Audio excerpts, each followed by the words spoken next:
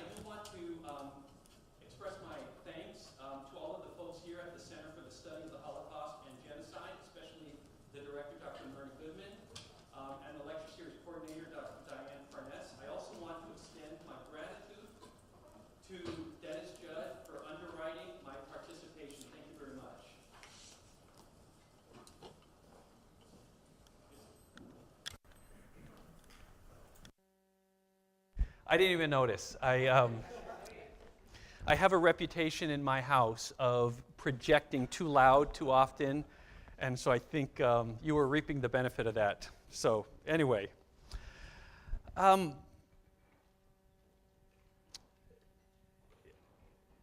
Dr. Parnes said, this is a timely issue that we're going to talk about. And in fact, given the focus in recent days on Yom HaShoah, remembering the past, it is important to do so. And what I want to do in tonight's presentation is spend a little bit of time using some of the information, some of the knowledge that we have gained from studying events like the Holocaust and other genocides, but projecting it forward, looking into the future.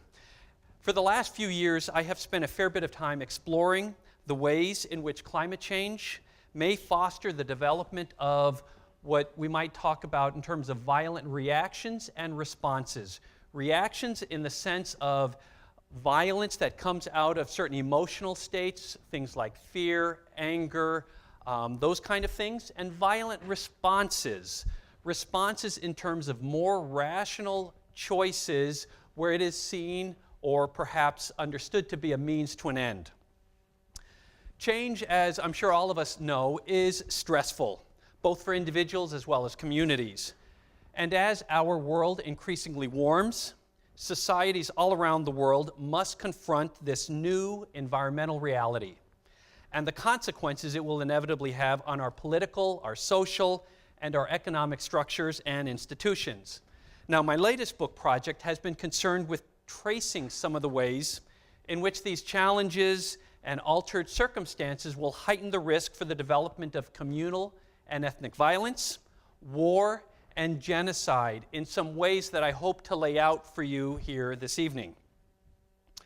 Now, while a project like this is by necessity somewhat speculative, it is nevertheless grounded in what we know about conflict, war, genocide, states, borders, resources, and population displacement. We know a lot about the etiology and dynamics of conflict and violence. We know a lot about the connection between resources, competition, and conflict.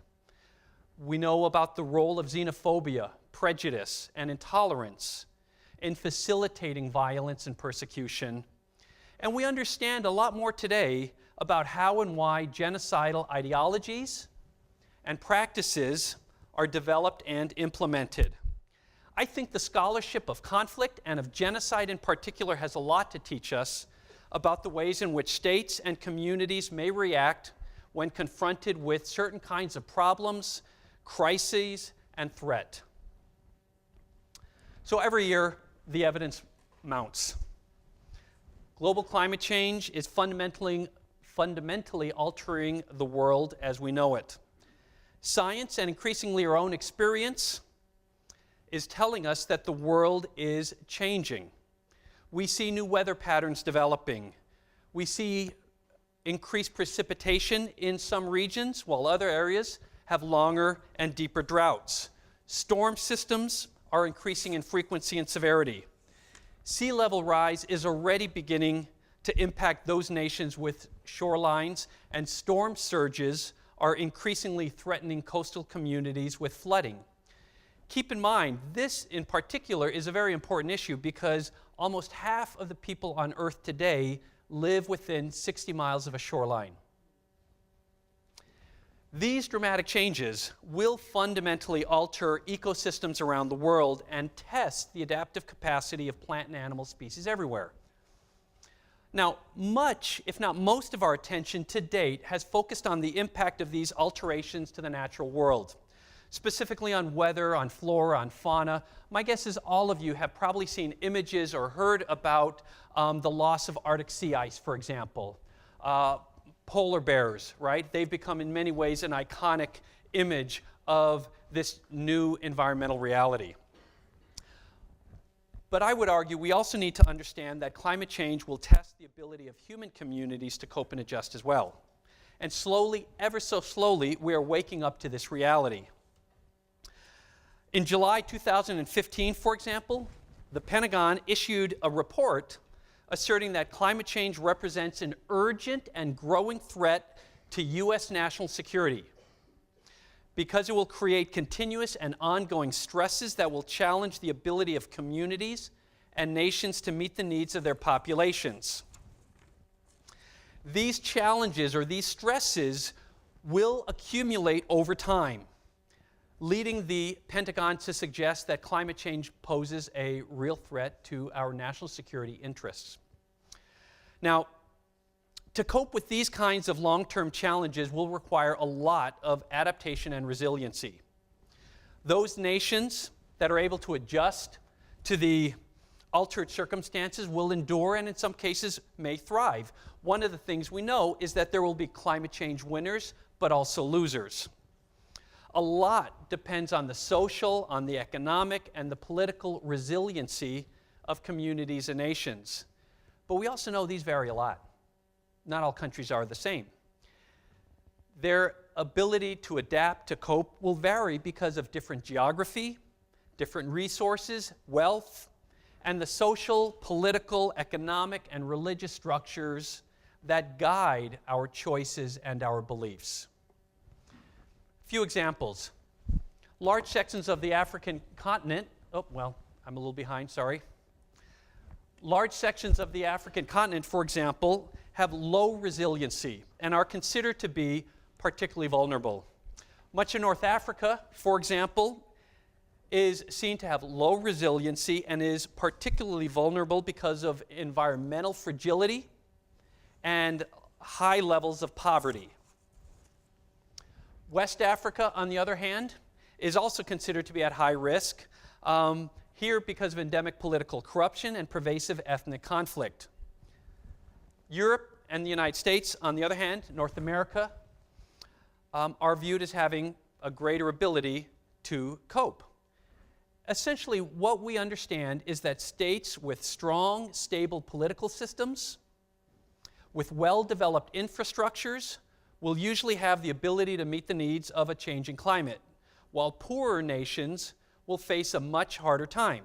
In fact, there are those who suggest, and I am in agreement, that poor nations may well face an escalating and spiraling situation in which resource loss leads to competition, leads to conflict, which in turn further reduces available resources and deepens the inability of communities to cope, thus leading to more risk of conflict. This doesn't mean, however, that resource-rich nations will always cope well, that the industrialized world will always cope. Think about how the United States, for example, dealt with Hurricane Katrina. In the wake of this hurricane, local government collapsed with the resulting breakdown in law and order. The governor gave a shoot-to-kill order to the National Guard in order to suppress looting. Evacuation of the population was sporadic and mismanaged and led to a lot of unnecessary deaths. Keep in mind, this was a single event in one of the wealthiest nations on earth. Imagine if you had a situation such as that, but then followed by other events, other catastrophes, or other stresses that mount, that continue to pose challenges. We can understand that the ripple effect of these kinds of things will test the capacity of nations to maintain security, to maintain social order, as well as to provide adequate shelter, food, and potable water. It is what the sociologist Christian Parenti refers to as a catastrophe convergence. And that's a great term because you can visualize these things just coming together, each potentially amplifying the effect of the other. We know that those states that are unsuccessful in meeting these kinds of demands risk failing and allowing internal conflict and social disorder to erupt as competition for diminishing resources intensifies. There are a lot of examples, unfortunately, in the modern world that illustrate the dangers of state failure for conflict, war, and genocide. One of the most powerful, I would argue, is the Democratic Republic of the Congo. You see it there highlighted in red. 1995, then Zaire, later the Democratic Republic of the Congo, was a country that was afflicted with what is often referred to as the resource curse. It is a very rich nation in resources, but one in which historically there have been very high levels of corruption, with a very small percentage of the population enriching themselves at the expense of most who live in harsh and abject poverty. In 1995, state failure in the DRC resulted in a civil war that was subsequently used by adjacent countries to gain access to the Congo's natural resources. To date, the violence in the DRC has killed upwards of 5 million individuals. Ironically, this example of state failure was triggered in part by the genocide in neighboring Rwanda, which spilled over its borders as refugees from the violence sought safety in refugee camps across the border. They were soon followed by former perpetrators who were fleeing a losing civil war that helped spawn the genocide in the first place. The resulting turmoil and conflict helped destabilize the entire region. Neighboring countries ended up going into the DRC, initially to bring an end to the violence, but increasingly over time, many of them stayed and began shifting their attention to harvesting some of the natural resources. They saw in this failed state an opportunity. We've all benefited from it. Those of you who have smartphones, some of the components, especially those that rely on coltan, this rare earth mineral, much of that is harvested in places like the DRC. When states fail, they tend to allow for the rise of criminal violence, terrorism, warlords, paramilitary organizations, as people look for security and safety in alternative nodes of power. But state failure isn't the only risk factor. We can look at others that include ongoing or pre-existing conflicts escalating into genocidal violence. As the stakes get higher, pre-existing conflicts may take on a new importance, a new urgency. There may well be preemptive wars being begun as defensive measures, or conflicts may be begun out of the desire to protect scarce and valuable resources, or potentially even to acquire new ones. In fact, I would suggest it's likely that resource loss will be a prime mover in bringing about intergroup conflict and violence, especially in the developing world. History is clear on this. Historically, we know that diminishing resources have sparked wars in the past, and in fact, the earliest known examples of warfare, as we understand it, represented attempts to steal resources. Is it possible that similar patterns may reemerge as states struggle to cope with the challenges of resource loss in the face of climate change? We know that access to diminished resources such as water have already heightened tensions and conflicts between communities and nations. The ongoing conflict in Syria, for example, can be traced to the social and political unrest brought about in part by a deep drought in the region. Between 2006 and 2011, you had a drought hit Syria. Keep in mind, 40% of Syrian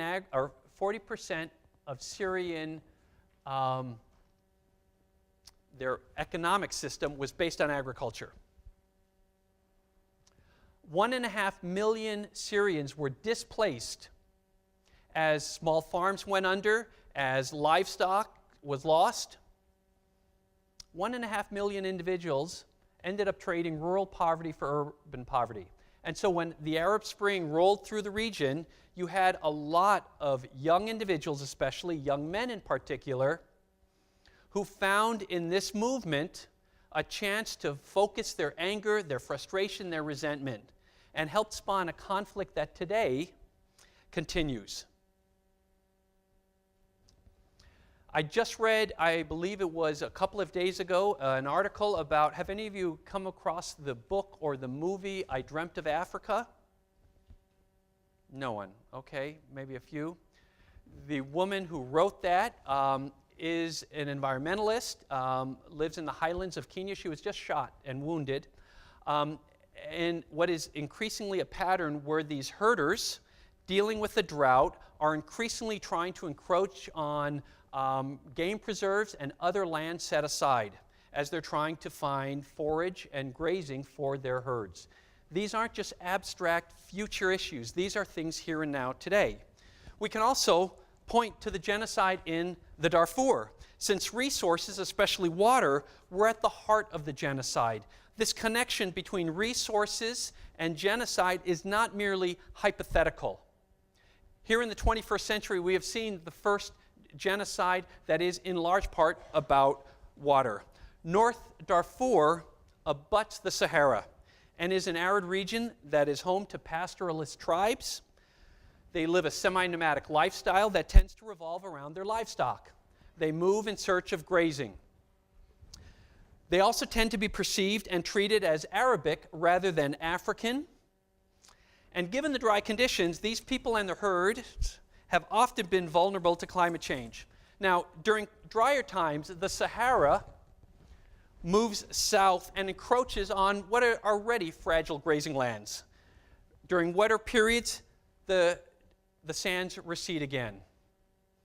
One author who's written about the Sahara, he describes it as a bellows, that during wetter times and during dry times advances and recedes. During wetter times, it recedes, sucking people in. And there are folks who have found, for example, fish hooks in what are now sandy wastes. Dry riverbeds that sustained people for a long time, but are now just dry riverbeds, former riverbeds.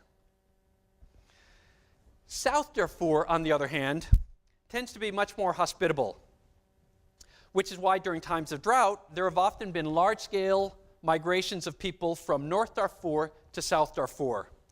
Now, keep in mind, the majority of the tribes in the south, commonly defined and treated as more African than as Arabic, are generally agricultural in terms of their lifestyles. They have small farms, farming communities scattered throughout the region. Now, without going into all of the politics and all of the issues that sparked the violence in 2003, suffice it to say that when fighting broke out in 2003, I think I'm having a little bit of a technical difficulty. Oh well. Anyway, oh, it went? Okay. When fighting broke out in 2003, the government in Khartoum recruited militia groups referred to as the Janjaweed militia from semi-nomadic Arabic tribes in the northern part of Darfur who were willing to participate in the genocide because it allowed them the opportunity to acquire land and water for their livestock by killing and displacing the tribal groups that stood in their way. Now, there were other issues at work here, and the violence oftentimes was justified or legitimated with a variety of political, religious, and ethnic kinds of issues. But at its heart, much of the violence was all about resources, grazing land, and water. They're at the heart of the violence. Now, this begs a question in some ways. How does this all relate to genocide? How does climate change specifically relate to genocide? Well, I would suggest that there's no one answer here. We do know that ethnic conflict, war, and genocide are closely linked. Wars and genocide start because decisions are made, policies initiated, and troops and populations mobilized when it is seen as a logical and even a desired means to an end. In other words, even though genocides, for example, are often portrayed as just exploding out of nowhere, they actually require a lot of planning, a lot of decision-making. They're the result of choices made by political, military, and other leaders who want to achieve some goal or goals. They decide that the risks are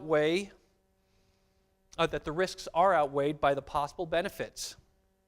Now, their rational decision-making are often supported and justified by a wide variety of ideologies, religious and nationalistic motivations and justifications, by various kinds of prejudices and sentiments. While we often think of ourselves as being very rational with a thin veneer of emotion over the top, the reality is it's just the reverse. It's the emotion that drives much of our decision-making with a thin veneer of rationality that allows us to justify it. Now, when we consider this kind of issue in light of the projected consequences of climate change on human communities, it does paint a dark picture of disturbing possibilities. But don't give up hope. At the end of this presentation, we'll be passing out alcohol and Xanax, and I think we can leave and be feeling much better.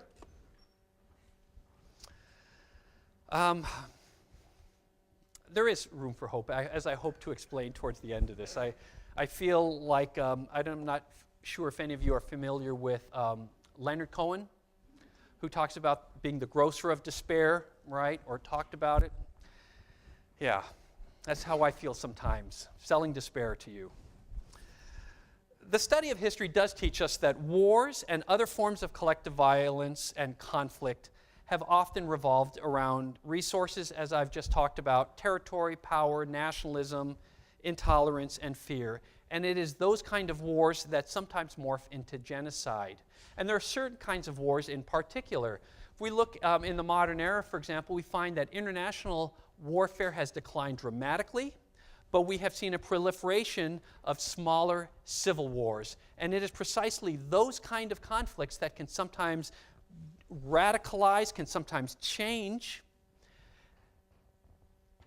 because in the crisis or in the conflict itself, they facilitate the development of more extreme policies, ideologies, and practices. We also know that war strengthens nationalistic feelings. And for members of the in-group, it is a time of heightened belonging.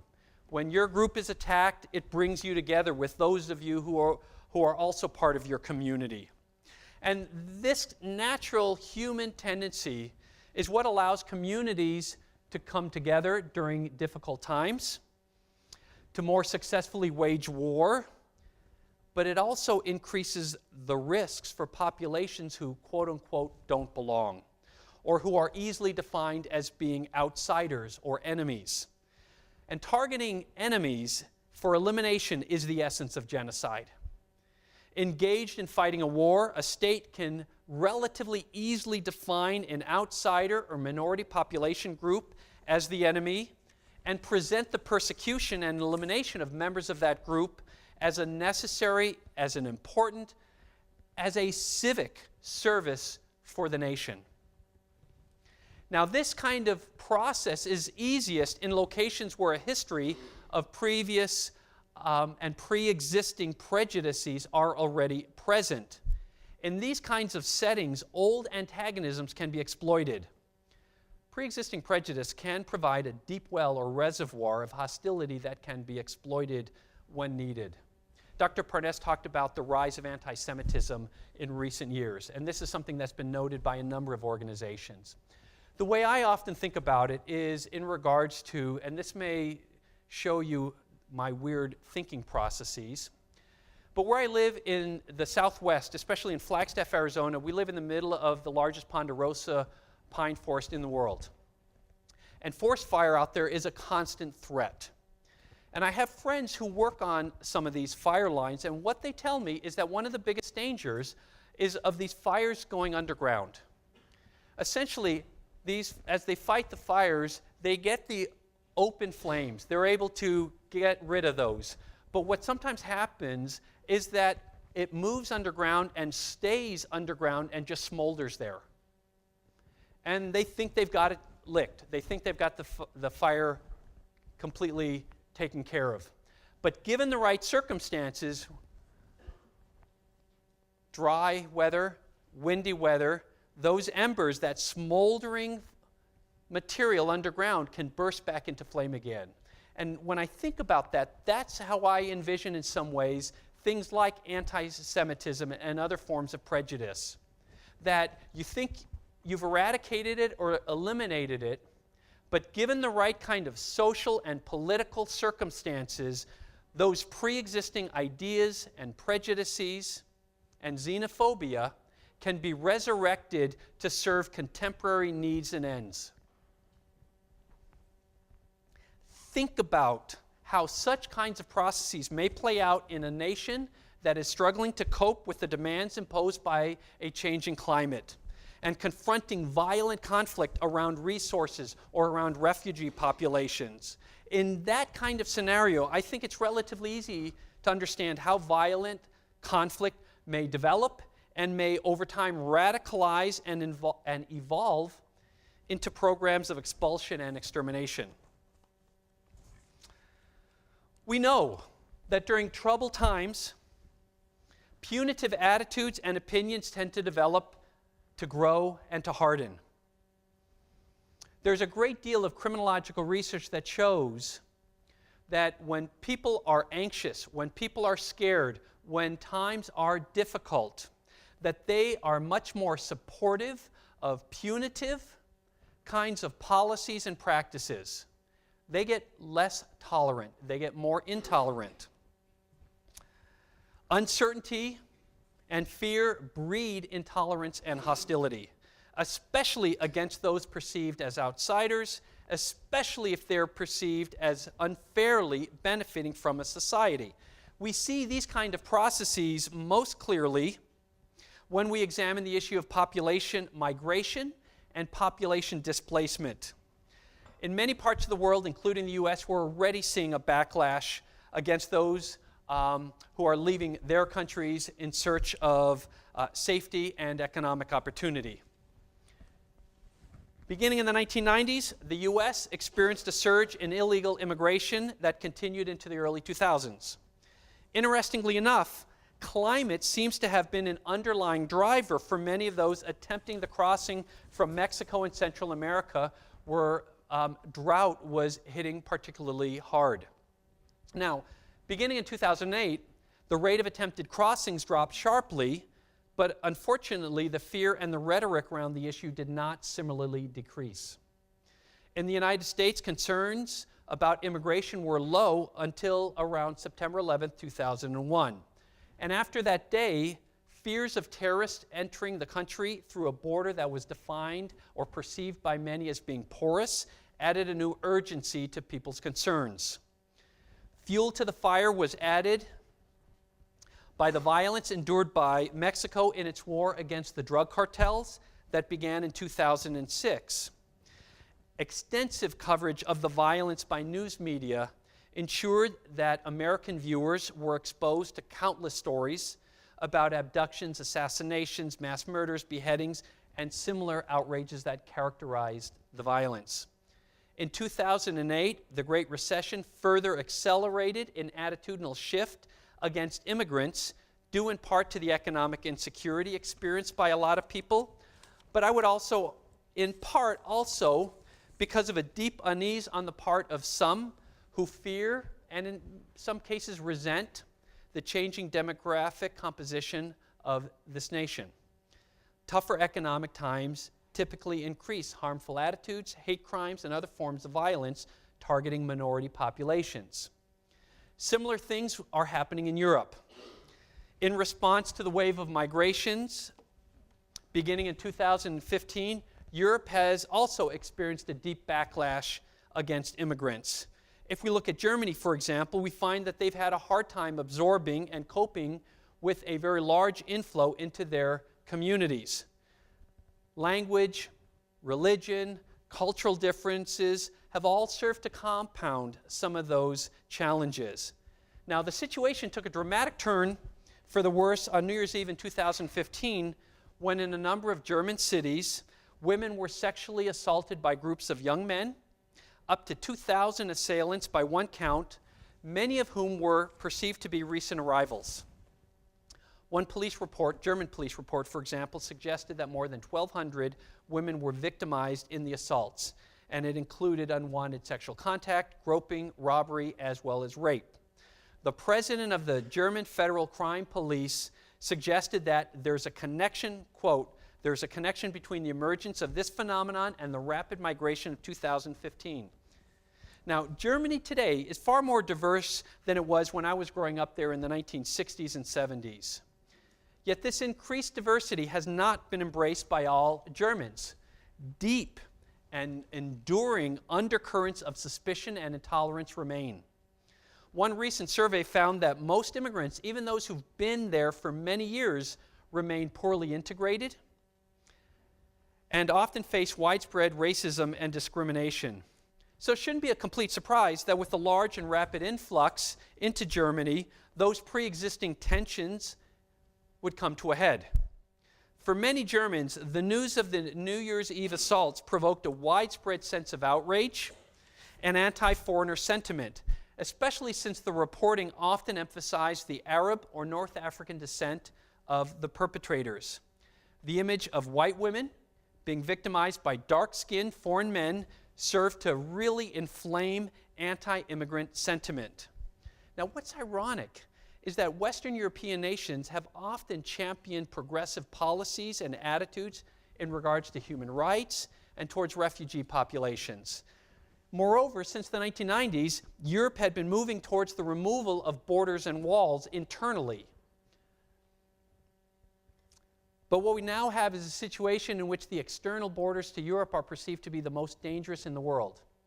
My guess is many of you have seen the images or read the stories about the dangers of those, for example, who are trying to cross the Mediterranean. Now, keep in mind, European economies have been largely stagnant in recent years, adding to a sense of unease, economic insecurity. Then when you throw on top of that the terrorist attacks that we've seen in places like Paris, Nice, Brussels, Munich, and other cities, these have served to further aggravate the kind of prejudice and hostility that were largely believed to be things of the past. We've seen other European nations, Sweden, Greece, France, Belgium, Austria, and Denmark, have also seen a dramatic shift in attitudes toward the influx of refugees. Have any of you been following the elections in France this past week? Right? Then you understand what I'm talking about. We've seen far-right political parties have made significant electoral gains in a variety of countries. And all too often, the legislative and the attitudinal changes have also been accompanied by anti-immigrant violence. Clearly, border issues and large-scale population movements are volatile sources of tension and conflict in the modern world. Now, granted, the limited violence we've seen, the overt hostility we've seen, it's still a far cry from genocide, in which entire groups are are targeted for elimination. But it is nonetheless deeply worrying. It is exactly the kind of attitudes and the persecution we're seeing which can turn into something more widespread, more systematic, more deadly. Now,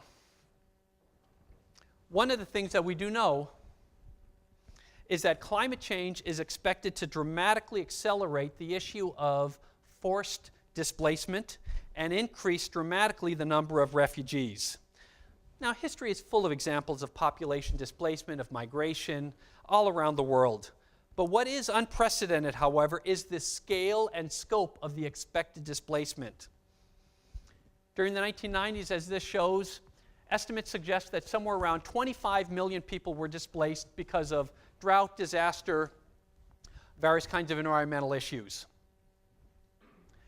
By 2050, not that far away, predictions suggest that nearly 200 million people may become refugees. One study actually suggested the number may be closer to 700 million people. Think about that.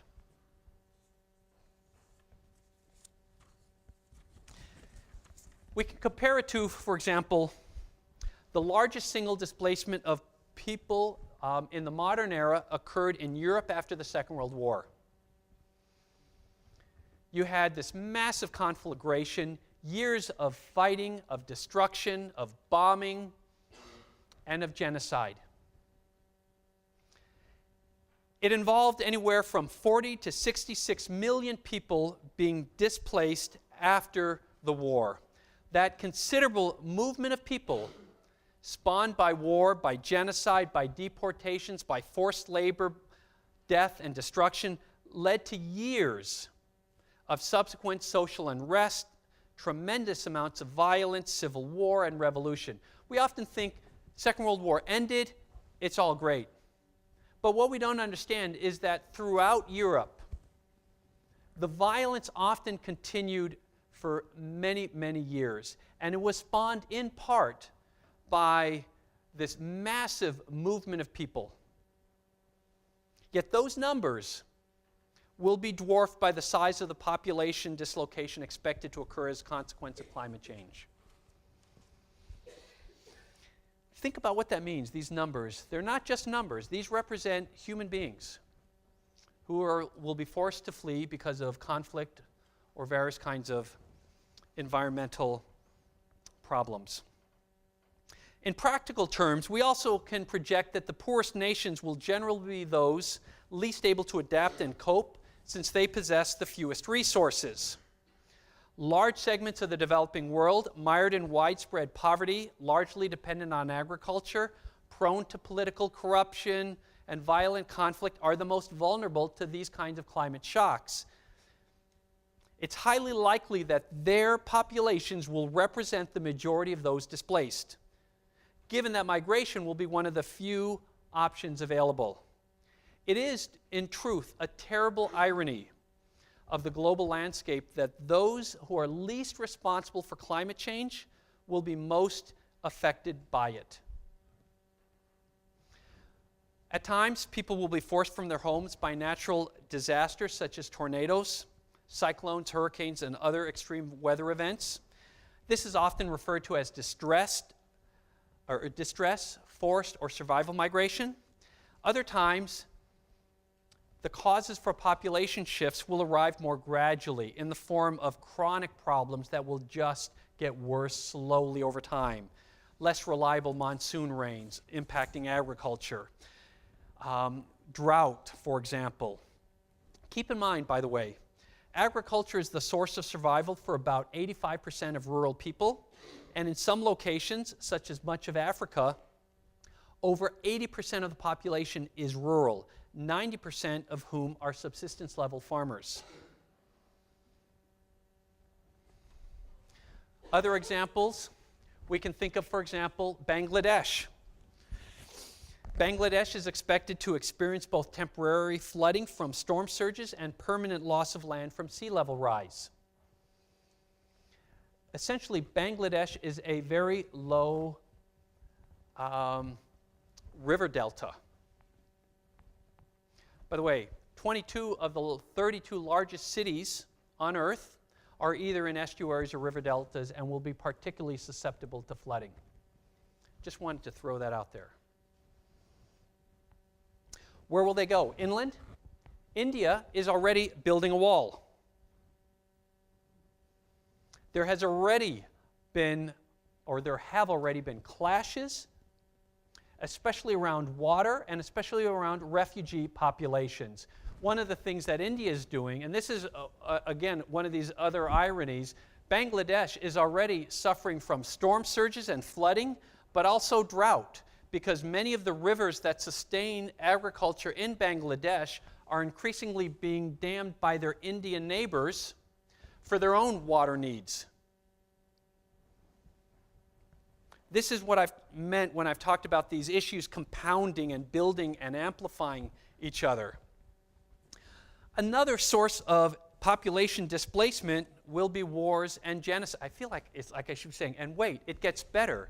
Like one of these infomercials, wait, there's more. We know that war and genocide also spawn population displacement. And in fact, we know that violent conflict is the single most significant cause of large-scale population displacement. And most of that comes from two types of collective violence in particular, namely genocide and civil war. Sometimes forced displacement is not merely a byproduct of war and genocide, people trying to get away from the destruction, but actually comprises a central strategy of the violence. If you look back to Bosnia, for example, in the 1990s, during that country's bout of ethnic cleansing, we know that Bosnian Serb paramilitaries sought to essentially cleanse, as they put it, their territory of Bosnian Muslims through the use of torture, sexual assault, and mass murder. Those they didn't lock up in concentration camps or kill outright were terrorized into fleeing into Bosnian Muslim territory. As I pointed out earlier, in the Darfur, similarly, the forcible displacement of members of tribes in the South Darfur is a central strategy of that conflict. The connection between violent conflict and population migration can also operate in reverse order. At times, forced displacement is not an outcome of conflict, but is instead one of the root causes. There are a number of scholars who've looked at this issue and have found that there is a relationship between war and migration patterns with what they sometimes refer to as kind of like a ripple effect. Specifically, when conflicts erupt that displace populations, such a movement of people often serves to destabilize the entire neighborhood and thus sparks more conflict and more refugees. Refugees, in other words, can sometimes spread the seeds of violent conflict as they travel outward from the source of fighting.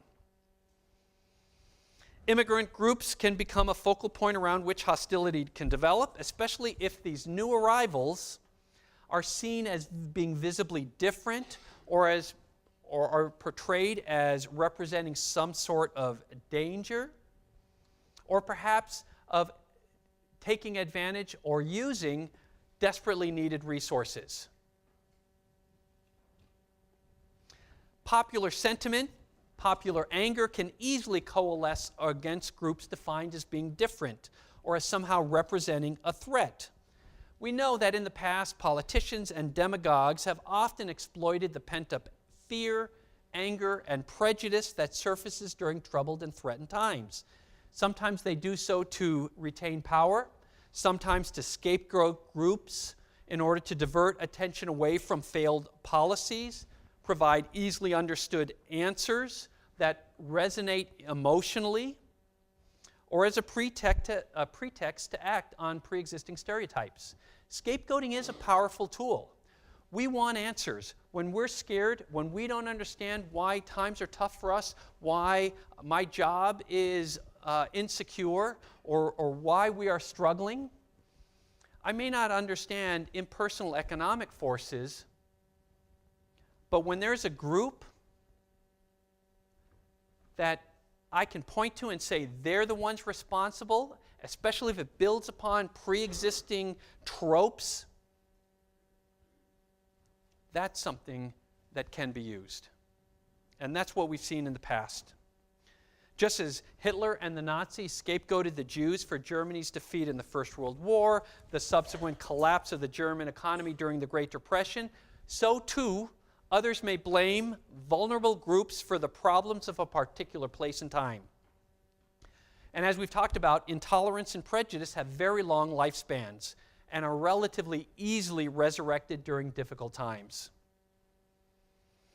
We see these kinds of tensions and dynamics, they're particularly apparent in border regions, which have often been contested zones of empires, of nations, states, and populations. Political and social boundaries create frontier regions that situate states, diverse populations, and variable resources in close proximity to each other. And in the past, this has sometimes resulted in friction, hostility, and competing claims for territory, resources, and populations. I have this map up here in part because this is the region in Europe that the historian Timothy Snyder has famously referred to as the Bloodlands, because this area of borders and population and ideology has historically seen a lot of conflict play out in this border region.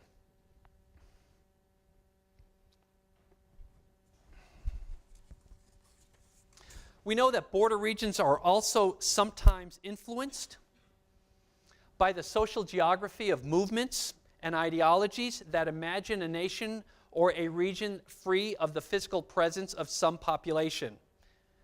Again, this is the essence of genocide. It's about reimagining a geographic landscape from which all members of a particular group have been removed.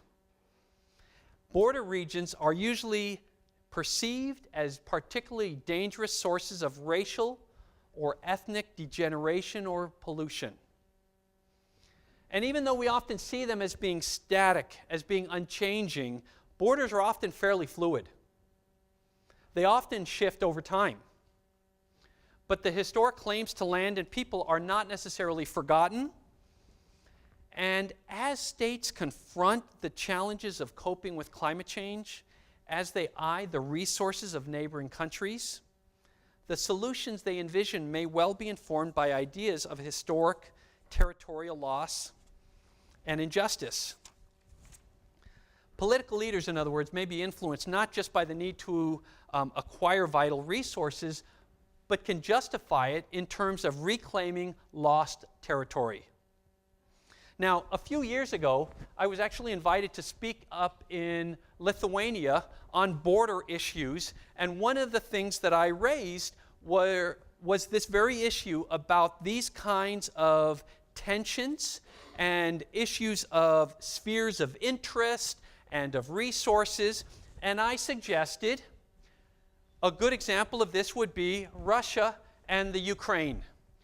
And I'll be honest, there were a number of historians there who essentially poo-pooed my suggestion of this as a potential source of tension and conflict.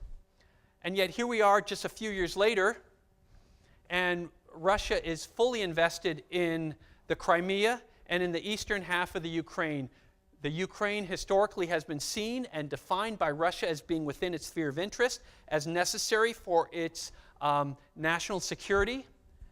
And it doesn't hurt that the industrial east of the Ukraine can be exploited by Russia.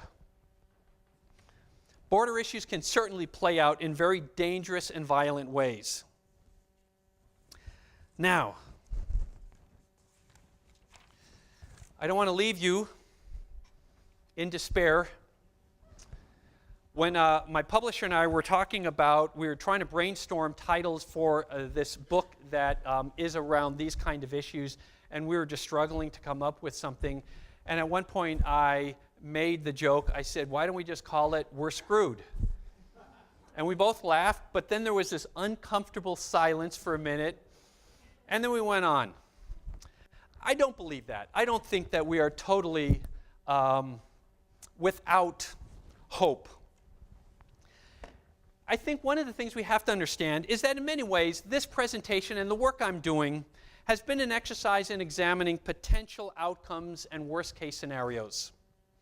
And I'll be honest, they are frightening indeed. The possibilities of state failure, of resource scarcity, of food and water shortages, of mass population displacement leading to xenophobic hostility and persecution, on riots, pogroms, civil war, and genocide are, in my opinion, very real potential consequences. But as I suggest up here, we need to remember we live in a world of probabilities, not of certainties. Such outcomes are not preordained. A lot of years of studying violence has taught me that violence, both individual and collective, is highly contingent. It is never inevitable. The typical homicide in the United States is the result of individual choices and decisions and can be diverted, and typically is, before there ever is a lethal outcome. The same is true for many forms of collective violence as well. The specific ways in which climate change plays out in the coming years will depend on the precise impacts in different locations, the localized, regional, national, and international reactions, choices, and calculations made by individuals, by communities, by nations, and by their leaders. Violence, we have to remind ourselves, is not the only response during difficult times. Communities can come together and do come together sometimes to support, to assist, to collaborate in seeking solutions to problems. In his recent book, Tribe, Sebastian Junger points out that research has shown that sometimes during times of crisis or disaster, the examples he gives are London during the Blitz, and in communities in the aftermath of earthquakes and large avalanches. Communities do rally together to help and support each other despite previous differences. Economic, racial, ethnic, political differences are sometimes suppressed as human beings come together as human beings in order to nurture and sustain each other. In other words, rioting, war, and genocide are not always the preferred methods of response or the intolerant reactions of communities in crisis. Crisis can bring out the best in people. We also shouldn't forget that for all of its violent conflicts and problems, the world today is a safer, a healthier, and a less violent place than it has ever been before. The rewards and costs of warfare have changed so that international wars are now a relatively rare event. Now, the purpose of pointing this kind of thing out is not to diminish or minimize the suffering of those who experience the tragedy and horror of war or the indignity of poverty and victimization firsthand, but rather to highlight the fact that the world today, in general, is a much safer and more prosperous place today than it has been in the past. This is encouraging, to say the least. It strongly suggests to me that humanity is not necessarily predestined to an existence marked only by perpetual conflict, by a Hobbesian nightmare of war and genocide and the accompanying destruction and suffering they invariably produce. As I have sought to illustrate in this presentation, the upcoming years and decades will see tremendous challenges. But we shouldn't forget that humanity has always confronted such challenges. In some ways, it is nonsensical to talk about whether or not the climate is changing, because for all of the history of this world, climate has been changing. And humanity, in its relatively short period of time, has always had to confront a changing environment, a changing climate. For all of our faults as a species, we are remarkably versatile, adaptable, creative, and resilient. And these are all qualities that will stand us in good stead. The trick is to find ways to resist the leaders, the processes, the mentalities that have been shown to lead to intolerance, violence, and conflict, and to nurture, sustain, and accelerate those that lead to cooperation, to tolerance, and to nonviolent solutions. In many ways, I think our future quite literally depends on that. Thank you.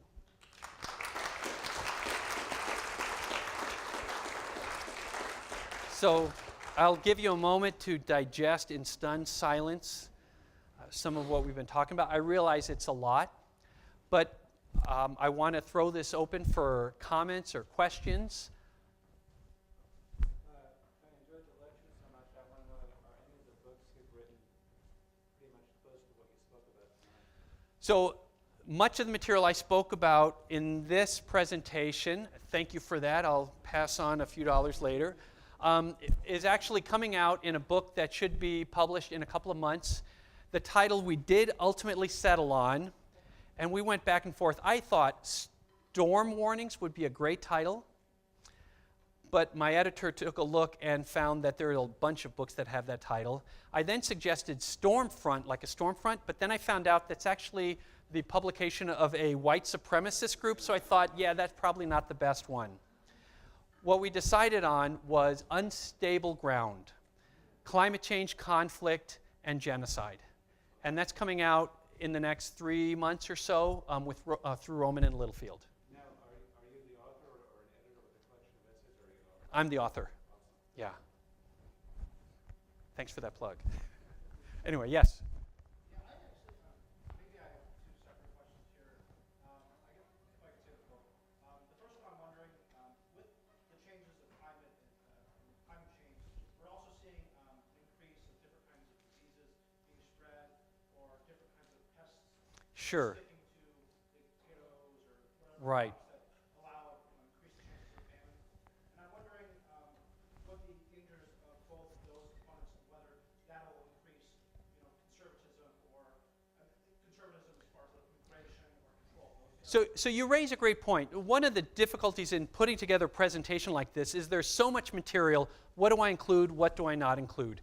We know, for example, that we will see dramatic changes in the ability of areas or regions to sustain life. Whether I pointed out or I highlighted water, but in terms of agriculture as well. And we know that many crops are already close to their limit in terms of the environmental conditions under which they grow. What happens when those fertile areas migrate, so to speak, across international boundaries? We also know that disease and disease vectors will change, and in fact are already changing. These kind of things will also pose challenges as you have outbreaks of disease coming on the heels of widespread famine and population displacement. I just read an article, in fact I grabbed it, it was in Salon just a couple of days ago, and the political scientist Michael Clare wrote this in Salon, and he writes, "Climate change as genocide, but the international response is essentially a shrug of indifference." And there's projected famine in a number of African countries that is essentially going to potentially be the largest humanitarian crisis in the coming years. And there's not much that's being done about that right now. One of the things I kept using in terms of a term was the word resilience. Right? Resilience. Typically, many of you may know this in regards to child rearing, fostering resilience in children so they bounce back, when they get knocked down, those kind of things. But resilience, in terms of what I'm talking about, is the ability of communities to respond. And so one of the issues I raised very briefly was this notion of infrastructure. It's about getting resources to the places where you need them, getting medicine to deal with disease outbreaks. Part of that is dependent upon water, clean, potable water. In fact, the lack of access to clean water is already the #1 killer of people around the world, especially children. Having a good infrastructure system and stable political institutions, that's resilience in part because it will allow societies or help societies cope with these myriad of issues as the world changes around us. Yeah. And the risk is, as you were pointing out, that communities and populations will develop certain attitudes and mindsets that are all about blaming or about scapegoating rather than working together for solutions. Yeah, good comment. Others? Yes?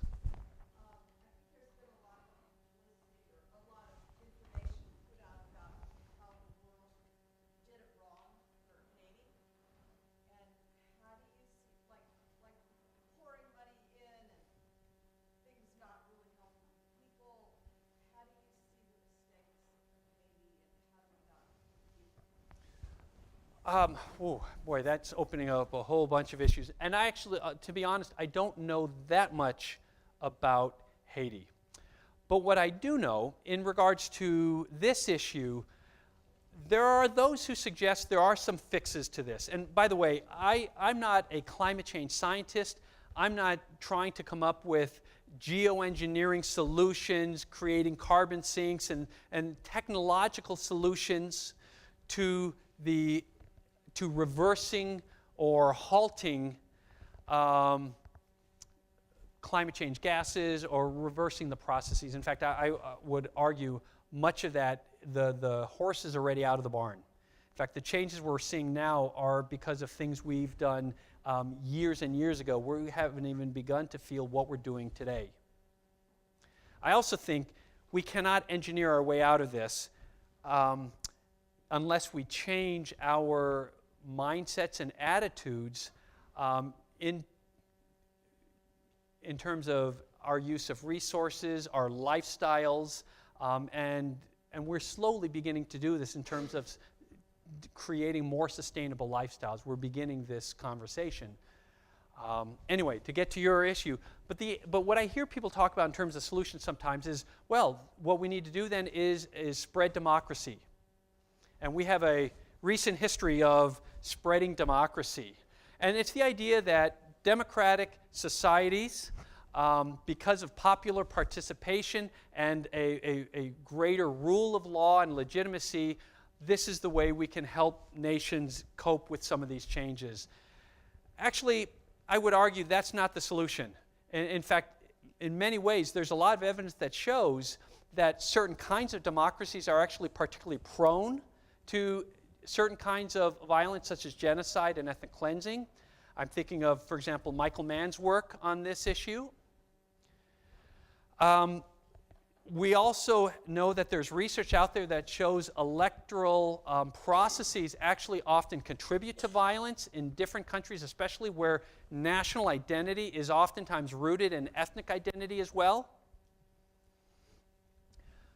The other solution I hear people talk about is we need to spread the rule of law. We need to accelerate what Catherine Sicking, for example, talks about in terms of the justice cascade. You've all heard about the International Criminal Court or some of the tribunals that have been put in place in different areas.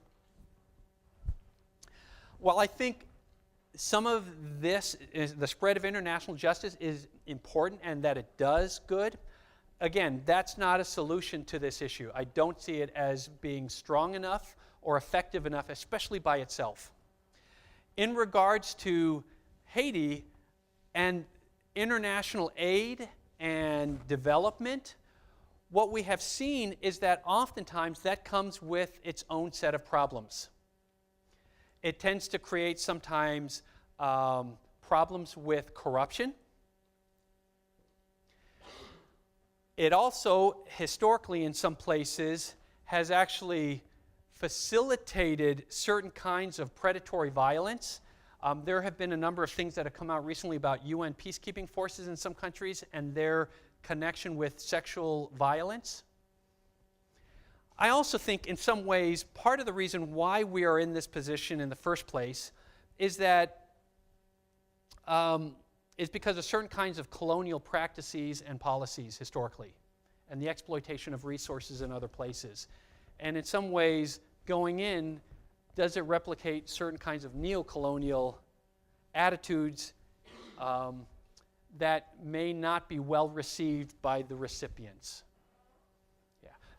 I would suggest there is no one single solution, no one single answer to this. And we could talk about some potential ones, but in response to your question, that's what I would suggest. I don't know if that helps at all or if that makes much sense.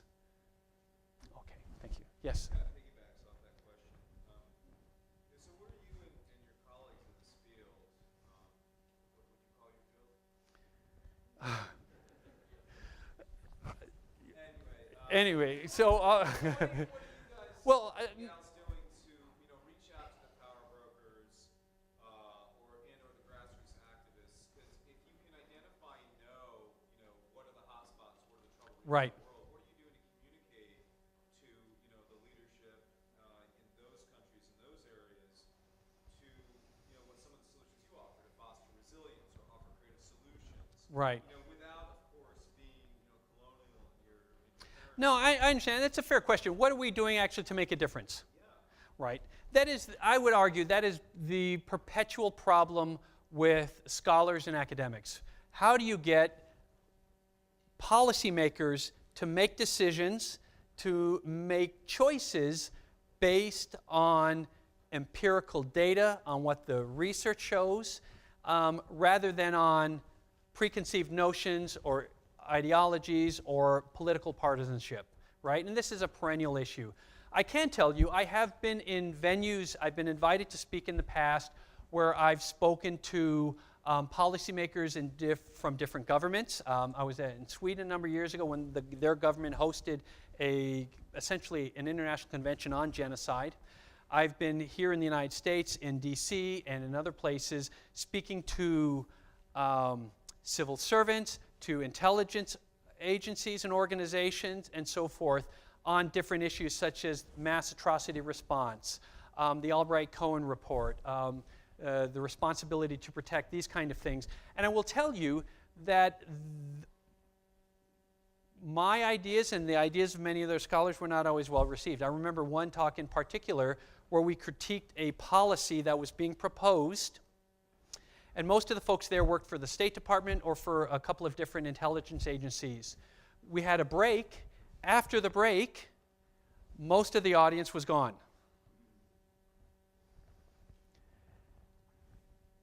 It strikes me that the most important thing, and what we're seeing in action today, is that political leadership is most responsive when people organize and they make their voices heard.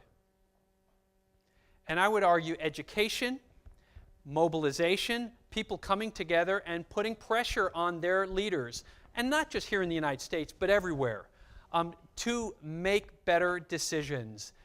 That, I would argue, is probably the most effective strategy in terms of trying to get the data, the research heard. But our track record in terms of academia has not always been the best. Yeah. I mean, do you have a solution?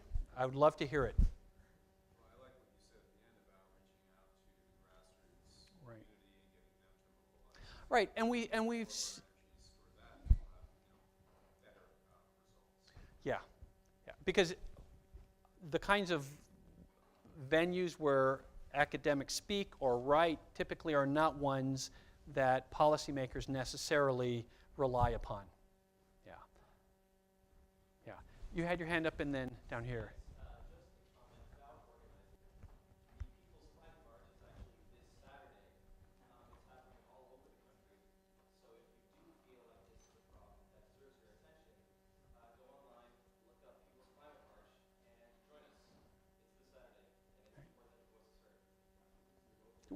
Was there a March for Science here in Roner Park? There was. Okay. Excellent. Samantha Power, in her analysis of the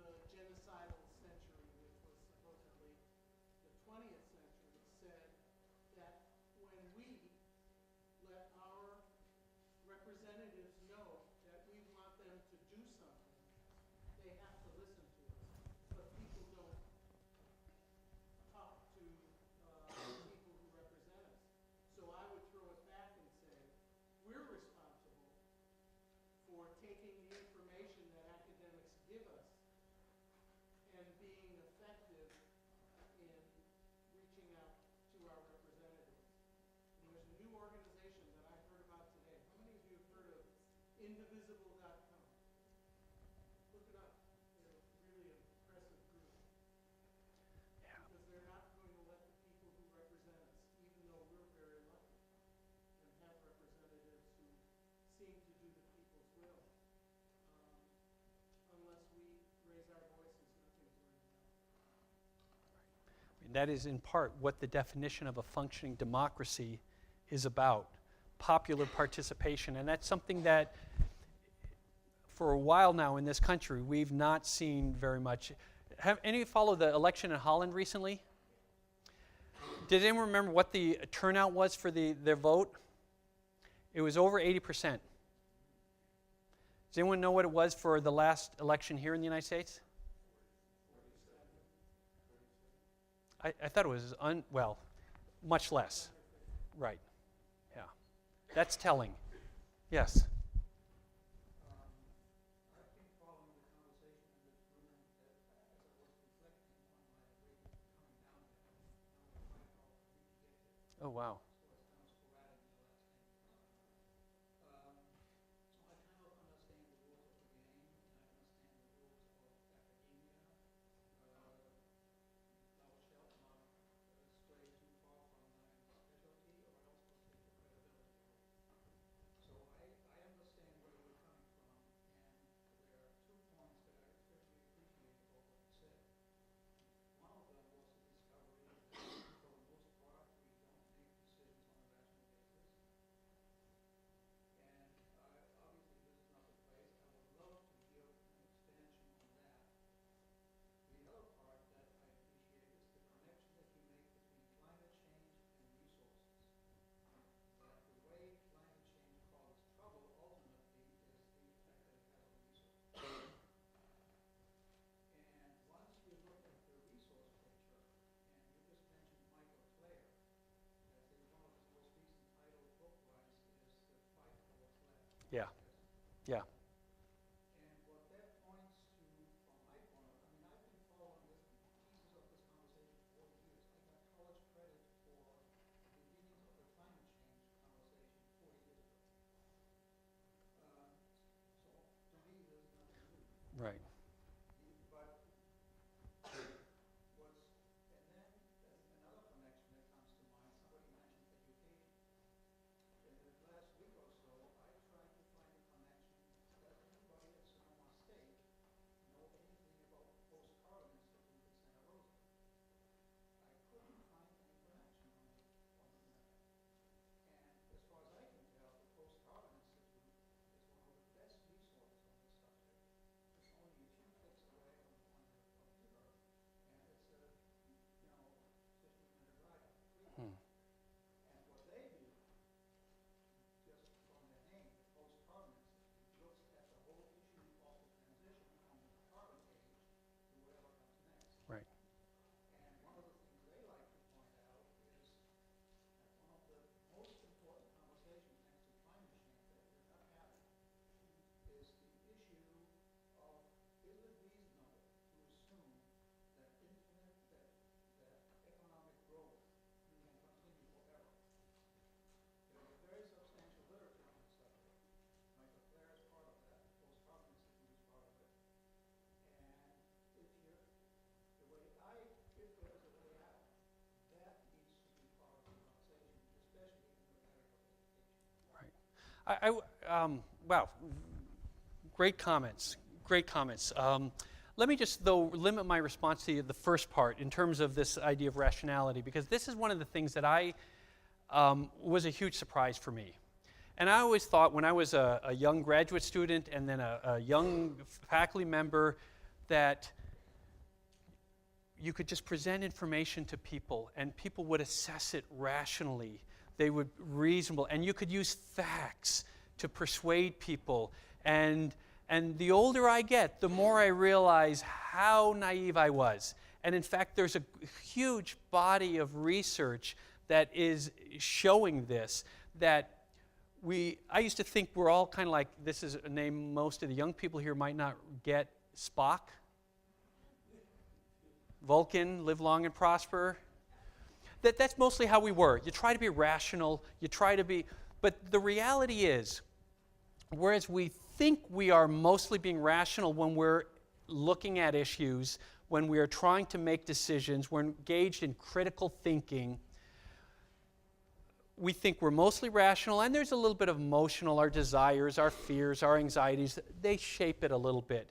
But the reality is that the rationality is the monkey on top of the elephant trying to steer it. And it's the emotions that guide behavior, which is why, for example, it starts to make sense that when you look at genocide, for example, and the choices that to those involved in terms of the persecution, the marginalization, and ultimately the attempted annihilation of populations, it's approached in such a rational manner, but it is kind of a false rationality or a perverse rationality that is much more about these deep-seated fears and prejudices and anxieties. We know actually, and there's some stuff that's come out just in this past year, that when you confront people with facts contradictory to what they believe, rather than changing their opinion, they will hold more strongly to what they already believe. That's, I think, the key to this kind of issue. How do we get past those kind of very deep-seated, almost instinctual ways in which human beings relate to each other and relate to the world around them? How can we engineer our way out of this if our mindsets remain the same?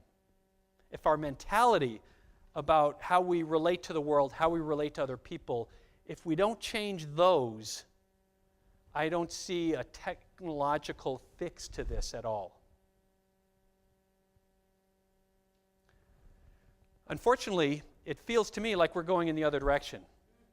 Rather than embracing these issues and engaging, many of the industrialized nations of the world are beginning to engage in what I would refer to as a fortress mentality. We're going to block off the rest of the world as if we can somehow exist independently. And it does not acknowledge that part of the standard of living that we enjoy, for example, here in the United States, is based in large part upon resources from other parts of the world. Can we truly wall off or block off Europe, North America, and other places from the hundreds of millions of displaced people? Really? Is that even remotely possible? And I don't think so. But again, it is a way of thinking about the world that is not the kind of rationality I believed or used to believe that we have. Yeah. Great comments. Thank you. Other questions or? Okay. The part that troubles me about this relationship the most is that the belief that we are rational participants in what we do is the foundation of economic and political policy. So are you saying that economics are fundamentally irrational because of that, and politics are fundamentally irrational?